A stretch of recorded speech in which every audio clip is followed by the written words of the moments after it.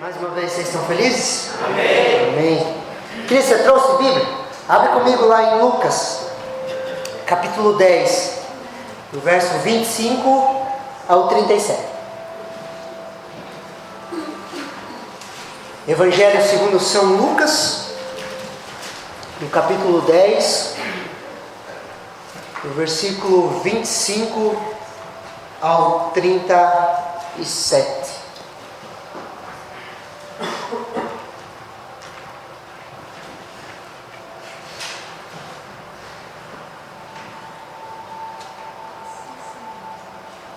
A palavra de Deus fala assim: E eis que certo homem, intérprete da lei, se levantou com o objetivo de pôr Jesus à prova, e lhe perguntou: Mestre, o que farei para herdar a vida eterna? Então Jesus lhe perguntou: O que está escrito na lei? Como você a entende? E isso ele respondeu: Ame o Senhor, o seu Deus, de todo o seu coração, de toda a sua alma, com toda a sua força e todo o seu entendimento.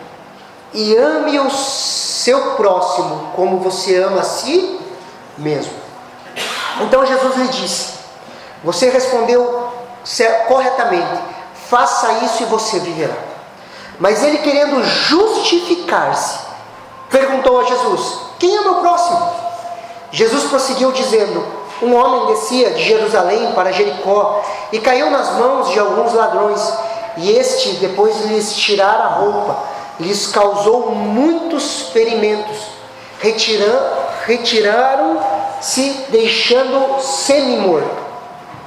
Por casualidade, um sacerdote estava descendo por aquele mesmo caminho, e vendo aquele homem, passou de largo. De igual modo, um levita descia por aquele lugar e, vendo-o, passou de largo. Certo samaritano que seguia o seu caminho passou perto do homem e, vendo-o, compadeceu-se dele, e, aproximando-se, fez curativos nos ferimentos dele, aplicando-lhe óleo e vinho. Depois colocou aquele homem sobre o seu próprio animal, levou-o para uma hospedaria e tratou dele. No dia seguinte separou 2 denários e os entregou ao hospedeiro, dizendo: Cuida deste homem, e se você gastar algo mais, farei o reembolso quando eu voltar. Então Jesus perguntou: Qual destes 3 parece ter sido o próximo do homem que caiu nas mãos dos ladrões? O intérprete da lei respondeu: O que usou de misericórdia para com ele. Então Jesus disse: Vá e faça o mesmo. Queridos, aqui nós podemos ver a parábola que nós chamamos de parábola do bom samaritano. E podemos tirar aplicações extremamente práticas para as nossas vidas. O Evangelho, ele é prático. Posso ouvir um amém? Amém. Queridos, o Evangelho, a vida com Deus, ela é prática, ela não é uma teoria. Ela não é uma teoria. Os ensinos e o falar de Jesus, a palavra de Deus, ela não é uma teoria. Não é, queridos, não é uma utopia. É algo que nós devemos praticar na segunda-feira. Posso ouvir um amém? Amém. O Evangelho, ele é prático, queridos, nós podemos praticar. Jesus, quando nós olhamos para essa parábola, queridos, ele fluía na criatividade de Deus. Sim ou não? Quando analisamos as parábolas, queridos, a princípio, elas não são discursos prontos. Jesus simplesmente fluía. Ele fluía. Você já pensou em abordar alguém na rua e falar de Jesus para ela? Sim ou não? Geralmente a gente quer ter um discurso pronto. Eu vou falar isso, eu vou falar isso, eu vou falar isso. Quando você olha para essa parábola, queridos, Jesus estava conversando com um intérprete da lei. De repente, queridos, ele fluiu. Ele começou a contar uma parábola, uma história. Ele não criou isso, ele simplesmente fluiu. O Espírito Santo fluía através de Jesus, e ele flui através da minha e da sua vida. Aqueles que crerem em mim, como diz as Escrituras, do seu interior fluirão rios de água viva. Não tenha medo, querido, só comece a falar. De repente você vai falar coisa que você vai falar, meu Deus, que massa isso. Se você contar, queridos, para o teu psicólogo, ele vai falar que você é esquizofrênico, que você ouve vozes. Mas não é, querido, simplesmente o Espírito Santo flui através de você. Você já teve aquele momento gostoso de oração, assim, que você está orando, assim, de repente você para de orar aquilo que você está pensando. Às vezes você vai para a oração e você fala assim, eu vou orar isso, vou orar aquilo. De repente você entra em um fluir, sim ou não? E de repente você está orando, você fala coisas que você fala, cara, eu preciso anotar isso aqui. E é assim, queridos, que Jesus flui, Ele flui nessa criatividade. O Espírito Santo fluía através da vida dele de forma sobrenatural, e Ele flui na minha e na sua vida.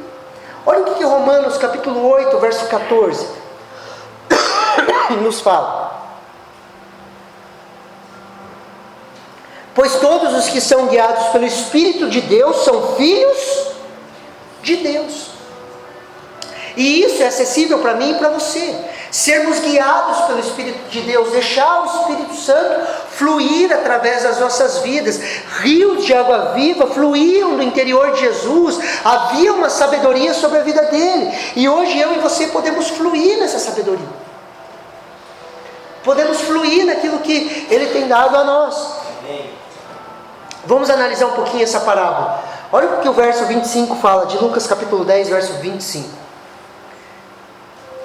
Eis que certo homem, intérprete da lei, se levantou com o objetivo de pôr Jesus à prova. Ele perguntou, mestre, o que farei para herdar a vida eterna?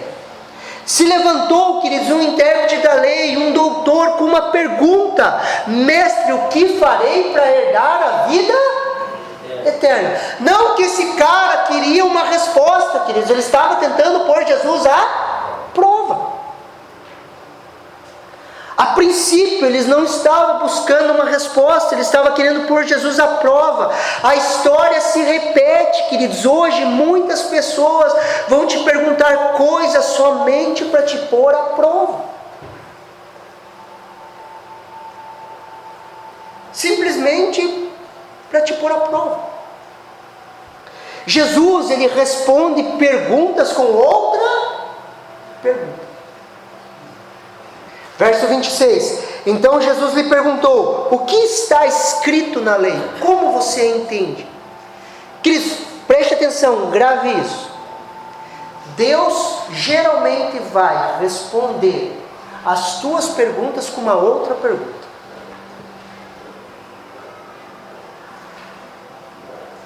Sabe por quê? Porque as respostas elas estão dentro de nós. Não em nós, mas dentro de nós, é totalmente diferente. As respostas não estão dentro de nós não encontramos nada em nós, na verdade. Só que existe algo dentro de nós que é maior do que nós, que nos responde. Quando nós começamos a ouvir a voz do Espírito Santo. E sempre ele trabalha, queridos, com perguntas. Quer ver um exemplo? Uma vez, nós estávamos na metalúrgica, até o Hélio, que eu comentei aqui para vocês, a gente trabalhava junto, a gente ganhou um rapaz para Jesus. Ele se converteu, ele foi para o encontro, quando ele estava se preparando, a gente passou o pré-encontro, dentro da metalúrgica para esse cara. A gente tinha 35 minutos de almoço, o que eu fazia? A gente comia rápido, em 10 minutos, e em 20 minutos nós fazíamos grupo, célula, na metalúrgica. Na mesa de refeição, e passava o pré-encontro para ele ali. E ele estava no pré-encontro, e ele estava lendo o Evangelho de João, e ele perguntou para ele, mas Deus fala, cara, que a gente fala. Daí ele leu lá João, e daí ele foi para o fumódromo, ele fumava ainda, ele foi para o fumódromo, não podia mais fumar dentro da metalúrgica, tinha que fumar fora, ele foi para o fumódromo, e os caras falando mal de crente, eles metendo a boca nos crentes. E daí veio uma pergunta para ele, dentro dele, e se perguntarem para você? Daí ele leu no Evangelho de João, se você negar eu diante dos homens, eu te negarei diante de Deus. Ele falou, se eles me perguntarem, eu vou falar que eu sou crente. Lembra lá, Deus fez uma pergunta para ele, e ele respondeu, eu não vou negar. Daí Deus fez uma segunda pergunta para ele, Então o que é esse cigarro na sua mão? Uma segunda? E ele chegou para o Hélio e falou: cara, eu estou estranho. Aconteceu isso, isso e isso comigo. O Hélio falou: então, Deus falou com você. Aquele cara começou a chorar dentro da metalúrgica. Ele segurava na máquina e ele falava: Deus falou comigo. Deus falou comigo. Ele tinha as carteiras de cigarro dele dentro do armário, ele pegou tudo e jogou no vaso da metalúrgica. Porque Deus falou comigo. E falou com perguntas. Geralmente você vai perceber perguntas dentro de você. Pregações nascem de perguntas. Canções nascem de perguntas. Respostas em Deus nascem de perguntas feitas por Deus para você. Então você não é louco, você não está ouvindo voz. Posso ouvir? Consegue me entender? Qual foi a resposta do doutor da lei? Versículo 27. A isso ele respondeu: ama o Senhor, o seu Deus, de todo o seu coração, de toda a sua alma, com toda a sua força e com todo o seu entendimento. Coração, alma, força e entendimento. Por isso que é bom o café, queridos. Coração, alma, força, entendimento. Você não vai esquecer mais, é café. Consegue entender?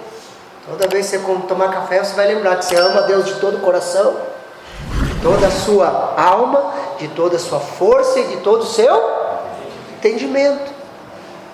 E ame ao seu próximo como você ama a si mesmo. Queridos, eu não sei se esse homem seguia Jesus, acompanhava as suas pregações, mas ele acertou. Ele fez o resumo da lei.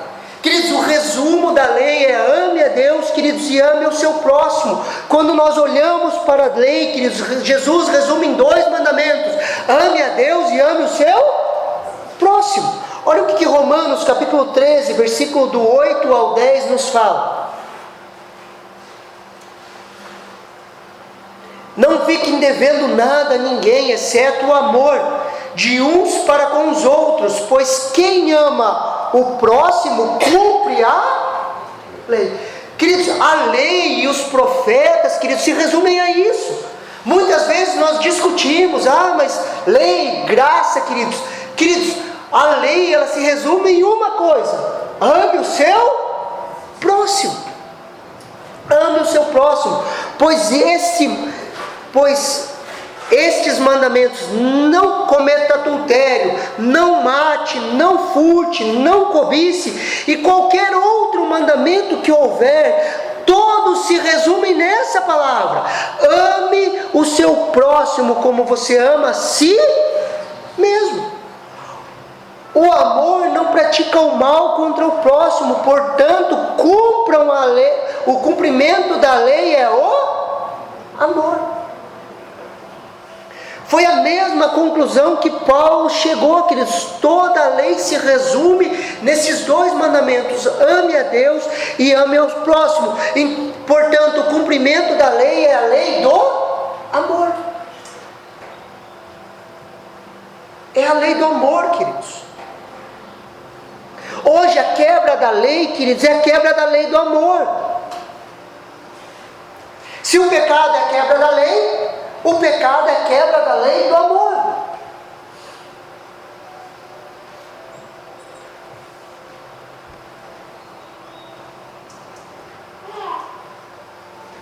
Amor é muito mais que uma decisão. Fala um amém aí. Amém. Às vezes a gente fala: não, amor é uma decisão. Mas, queridos, amor é um mandamento. E é um mandamento que resume todo o Antigo Testamento. A lei não conseguiu embutir isso dentro do ser humano. Quando Deus falava: não roube, não mate, Ele estava tentando expressar o amor. Só que isso não transformava, a lei não transforma, ela só transforma o exterior, sim ou não? A lei, queridos, é um traço dizendo: não passe para lá. Só muda o exterior. Talvez o cara pare bem na linha assim e fala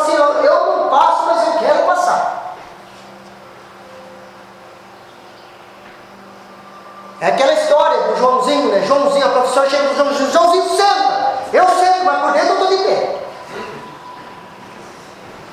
A lei era: não faça, mas por dentro eu estou fazendo. A lei do amor, que é a transformação, o novo nascimento, a graça de Deus sobre nós, é a transformação do nosso coração. Hoje nós amamos porque Ele nos amou primeiro. E quando nós amamos, queridos, não tem mais como nós olharmos as pessoas como objeto ou paisagem. E é a lei do amor. Nós somos transformados porque nós fomos amados por Ele. E nós amamos pessoas, e ao amar pessoas nós somos transformados. Por isso que o amor é um mandamento.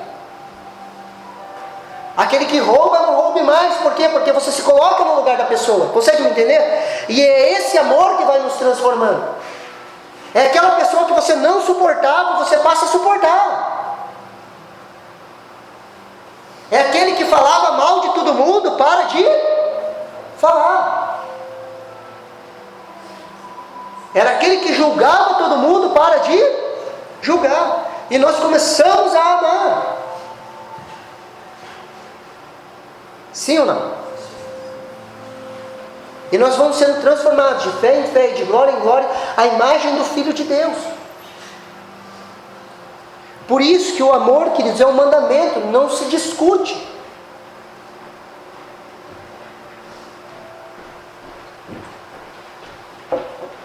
Olha a resposta de Jesus, verso 28.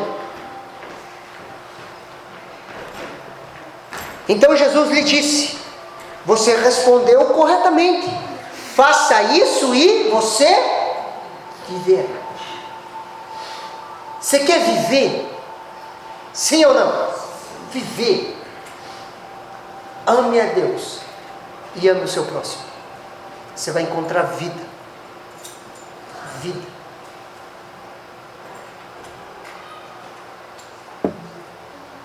A vida está nesse amor, em viver de forma profunda, a amar a Deus e amar o meu próximo. Ah, pastor, amar a Deus não tem dificuldade, agora amar o outro. Aquele que, como que a gente pode dizer que a gente ama a Deus a quem a gente não vê? Se a gente não ama o nosso próximo, a quem a gente vê. Verso 29, conversa continua. Mas ele, querendo justificar-se, perguntou a Jesus: quem é meu próximo? Qual que é a resposta que esse cara esperava? Meu próximo, seu próximo é o povo judeu, aqueles da mesma linhagem. Provavelmente ele esperava que a resposta fosse a sua família, as pessoas que estão próximas a você.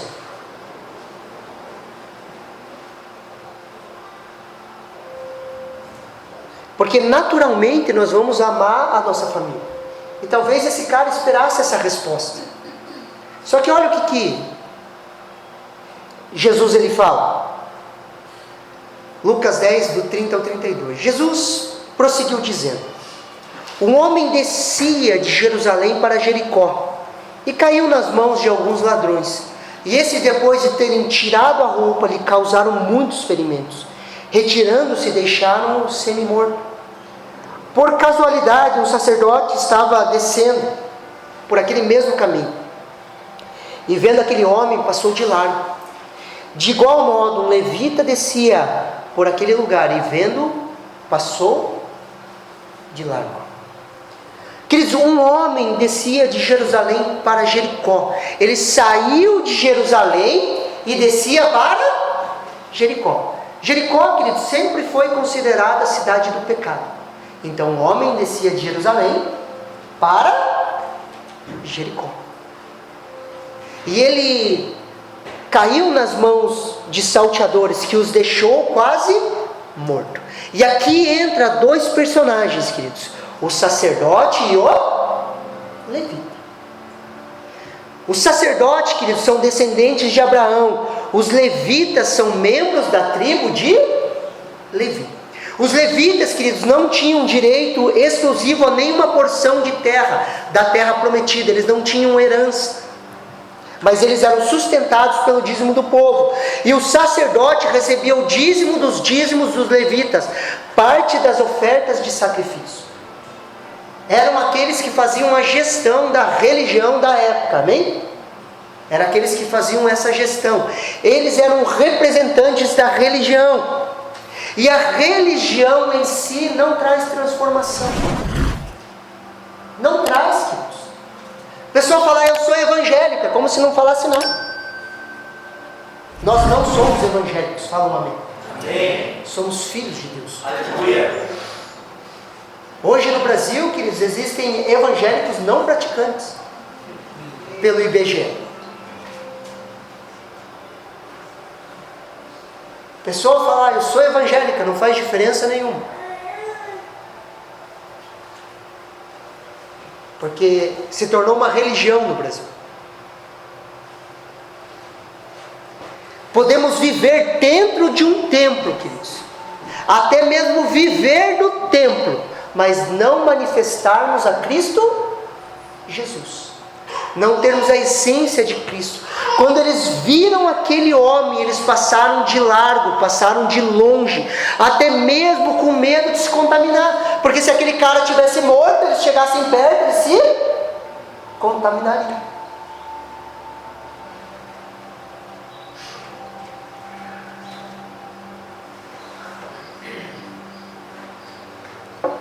Olha o verso 33, o que nos fala.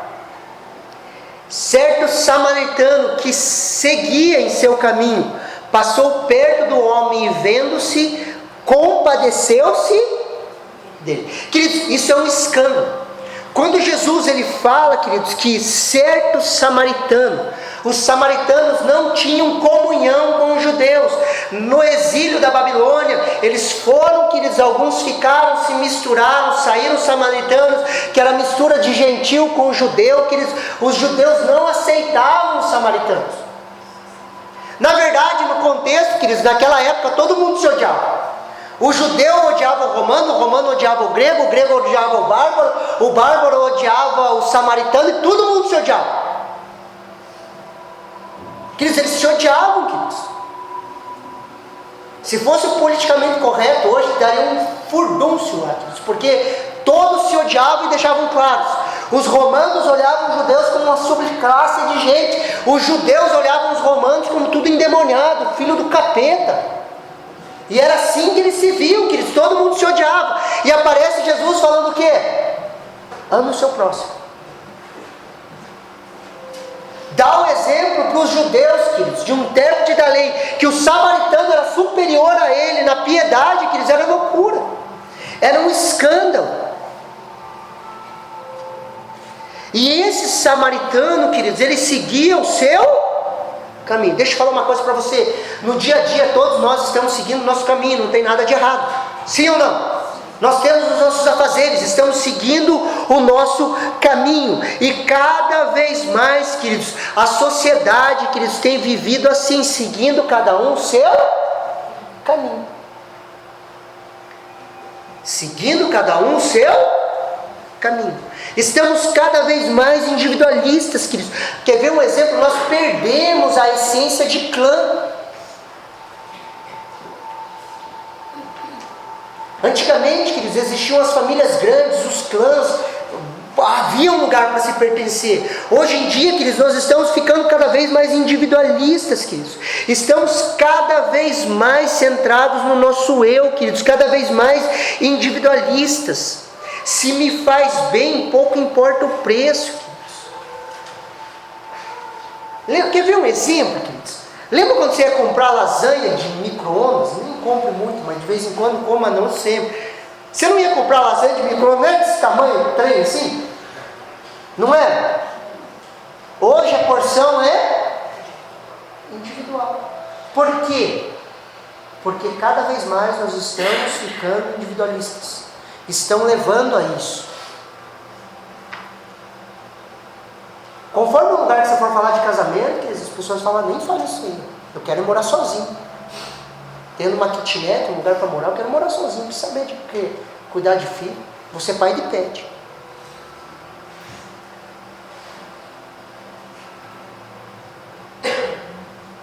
Sim ou não? Nós estamos cada vez mais assim. Só que esse samaritano, ele se compadeceu, queridos. Ele parou o que estava fazendo e olhou para o... E ele viu uma oportunidade de fazer o bem. Queridos, nós precisamos olhar para o lado. Às vezes a gente está fazendo as nossas coisas, vivendo a nossa vida. Só que, queridos, a gente tem que aprender a olhar para o lado. A gente vai encontrar um monte de gente nessa situação. Espancado, humilhado, machucado. Aonde o inimigo das nossas almas roubou essa pessoa. Sim ou não? Se a gente só olhar para o lado, nós vamos ver pessoas feridas, machucadas. E muitas vezes nós vamos ter que parar o que a gente está fazendo e tocar as pessoas. Nós somos chamados a fazer o bem. Olha o que Gálatas capítulo 6, versículo 9 ao 10 nos fala.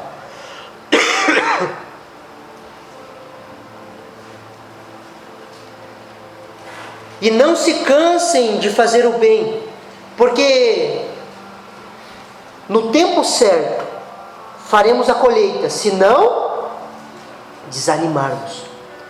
Por isso, enquanto tivermos oportunidade, façamos o bem a todos, mas principalmente aos da família da fé. E não se cansem de fazer o... Se Paulo alertou para a gente não se cansar, queridos, é porque provavelmente a gente vai se cansar. Não se canse de fazer o bem. E é interessante, queridos, que ele coloca uma condicional para a colheita. Porque em breve, ele coloca ali, porque no tempo certo faremos a colheita. Se não, desanimarmos. Não canse de fazer o bem. Pastor, mas me enganaram, me passaram para trás. Queridos, perdoa, bola para frente. Não se canse de fazer o bem. Decida no seu coração, eu vou fazer o bem. Eu vou fazer o bem.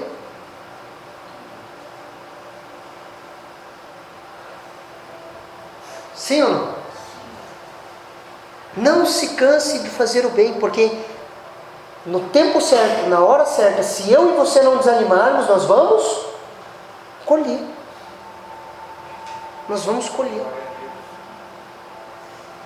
Tome decisões, eu vou fazer o bem. Eu vou fazer o bem. Eu não vou desanimar de fazer o bem. No trato, no cuidado de pessoas, quando nós cuidamos de pessoas, nos nossos grupos familiares, tem vezes que nós vamos nos ferir, sim ou não? Vamos ou não vamos?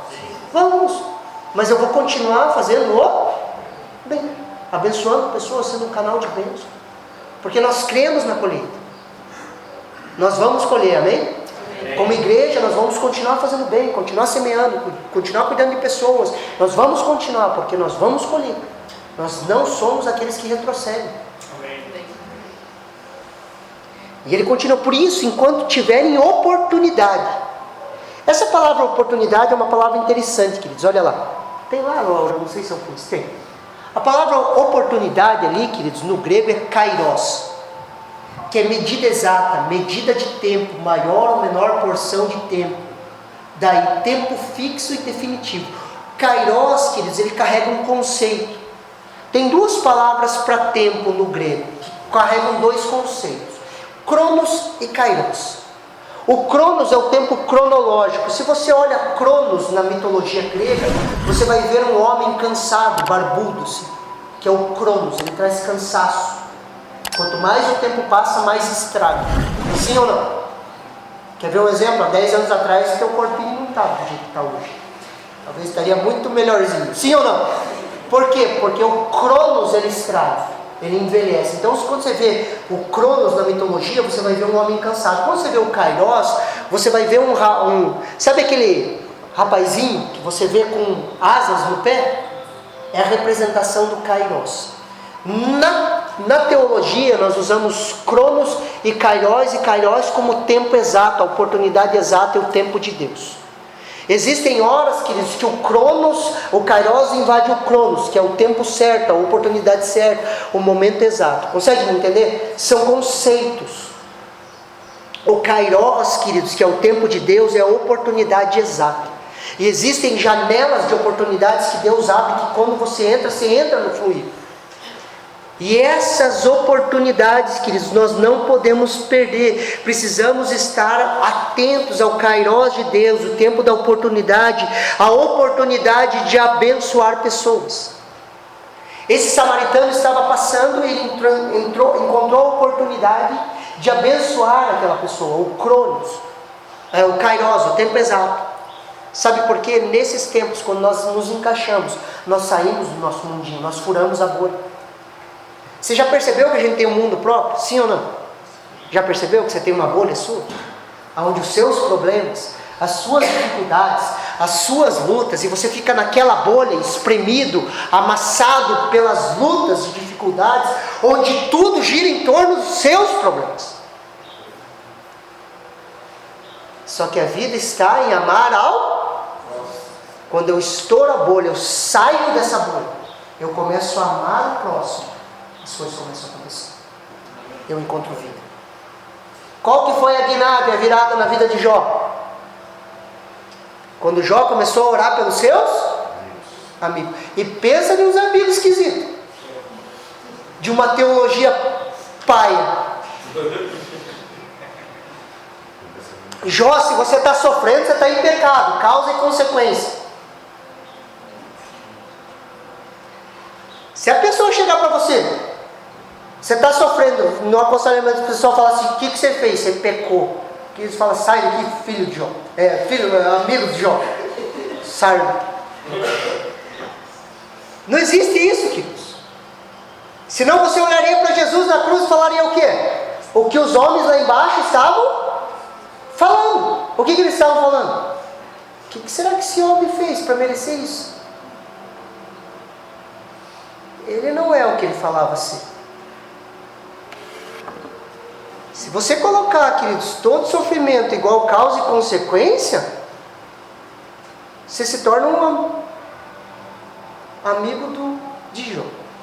E a vida de Jó muda quando ele começa a orar pelos seus amigos. Por isso que a oportunidade, o kairos, de você olhar para o lado, queridos, te conduz à vida. Quando nós saímos do individualismo, queridos, de onde tudo é para nós, e nós entramos para viver igreja, para ser igreja, quando a igreja para de ser um clube social, quando a igreja para de ser um lugar onde eu frequento para ser abençoado, quando a igreja para de ser um lugar que eu vou lá para receber a minha bênção, eu dou o meu dízimo, eu quero banheiros limpos. Quando a gente sai dessa mentalidade e a gente encontra um lugar onde eu posso servir e abençoar pessoas, onde eu posso amar e ser amado, onde eu abro minhas vulnerabilidades e encontro pessoas, que eu permito que elas me conheçam, eu saio dessa falsidade, eu derrubo as máscaras, eu passo a amar e ser amado, eu encontro vida. Aonde eu tenho coragem de falar das minhas fragilidades, aonde as pessoas conhecem os meus fracassos, aonde eu não sou um personagem. Eu furo a bolha, eu encontro o kairos, o tempo certo, eu encontro vida. Vida. Aleluia. Glória a Deus. Vida, vida, vida. Quando eu saio do meu mundinho. Não sei você, mas se a gente não se cuidar, a gente vive no nosso mundo. Onde a minha dor é a maior dor do mundo. Aonde eu sou servo sofredor. Onde só eu sofro.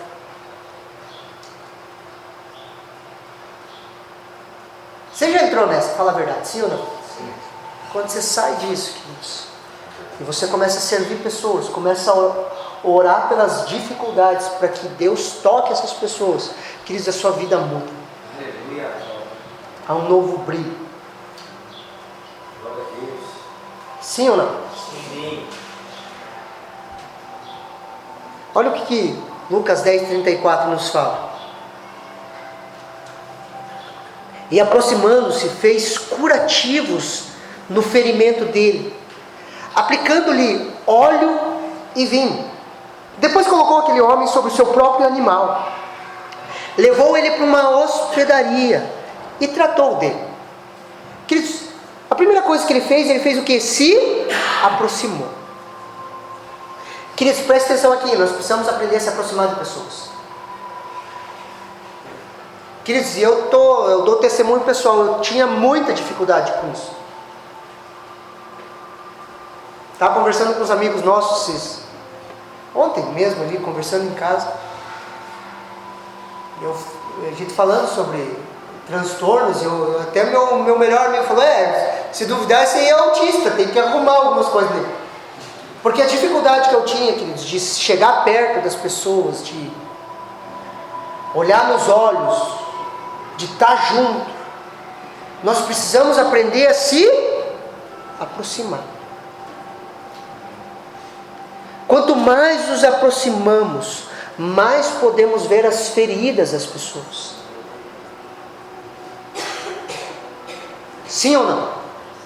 Sim. Aí você vai entender porque algumas reagem de tal jeito, outras de outro, por causa daquilo que estão machucadas. E podemos ser um canal de cura. Olha que interessante. Ele aplicou óleo e vinho. Não deveria ser o contrário? Vinho como antisséptico e óleo para cicatrização. Sim ou não? Mas ele aplicou óleo e vinho. Queridos, nós precisamos primeiro aplicar óleo nas pessoas. Por exemplo, quando nós temos a integração é para quê? A integração é para aplicar óleo. Sim ou não? A pessoa vem ferida, machucada, não conhece Jesus, você aplica óleo nas feridas. Você não vai colocar mentiolate, queridos. Do antigo, né? O mundo piorou depois que o mentiolate parou de arder, queridos. Essa é a minha teoria. Daí começou a gerar filhos Nutella. Nós aplicamos óleo, queridos. Óleo nas feridas. Aliviamos a dor. Por isso, quem toca primeiro é o ministério evangelístico e depois o ministério pastoral. Não traz os profetas, esconde eles na casa. Depois que a pessoa está um pouquinho mais curada, aí você vem com mentiolate. Sim ou não? Sim. O óleo é o frasco da unção que você carrega. Existe uma unção na sua vida que cura a vida das pessoas. E ele continua lá, Lucas capítulo 10, 34b ao 35. Colocou aquele homem sobre o seu próprio animal, levou-o para uma hospedaria e tratou dele. No dia seguinte, separou 2 denários e entregou ao hospedeiro, dizendo: cuida deste homem, e se você gastar algo mais, farei o reembolso quando eu voltar. Aqui, queridos, envolve a nossa área financeira. Quantas vezes, queridos, vamos ter que usar o nosso animal para carregar pessoas? Quantas vezes nós vamos ter que usar os nossos carros, aquilo que Deus tem nos dado, para levar pessoas, a gasolina, queridos, nós vamos ter que investir. E levar pessoas para a hospedaria, o lugar certo de cura.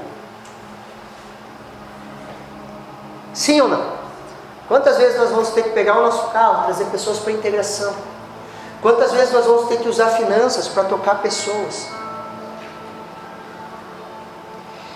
Jesus ele finaliza com uma pergunta e com uma ordem. Eu quero finalizar com esse texto.